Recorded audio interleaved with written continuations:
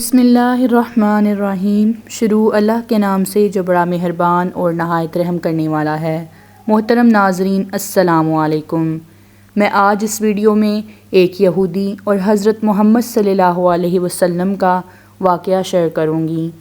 ناظرین، ایک مرتبہ ہمارے پیارے نبی کریم صلی اللہ علیہ وسلم صحابہ کرام کو سنت سکھا رہے تھے کہ پانی ہمیشہ دیکھ کر پینا چاہیے اور تینوں سانسوں میں پیو۔ اتفاق سے ایک یہودی بھی چھپ کر ان کی باتیں سن رہا تھا۔ ہمارے پیارے نبی کریم صلی اللہ علیہ وسلم پر ہماری جانیں، ہمارا مال، سب کچھ قربان۔ آپ صلی اللہ علیہ وسلم کے کلام میں تاثیر ہی ایسی تھی کہ مسلمان ہو یا غیر مسلم، آپ کی تعلیمات سے متاثر ضرور ہوتے۔ رات کو سوتے سوتے اس یہودی کو، جو ہمارے پیارے نبی کریم صلی اللہ علیہ وسلم کی باتیں سن رہا تھا، پیاس لگی۔ بہت زور کی پیاس محسوس ہوئی۔ جب اس یہودی کو پیاس لگی تو وہ اپنی بیوی سے بولا کہ مجھے اچھی طرح دیکھ کر پانی پلاؤ۔ بیوی بولی، آپ کیسی باتیں کرتے ہیں؟ چراغ بجھا چکی ہوں، رات کا وقت ہے، کیا دیکھ کے پانی پلاؤں؟ ایسے ہی پانی پی لیجئے، پانی تو صاف ستھرا ہوتا ہے۔ گھر کا ہمارے یہودی کو بڑا غصہ آیا، بیوی سے بولا کہ چراغ جلاؤ اور روشنی میں مجھے پانی دیکھ کر پلاؤ۔ بیوی بکچک کرتی اٹھی، سمجھی کہ شوہر پاگل ہو گیا ہے۔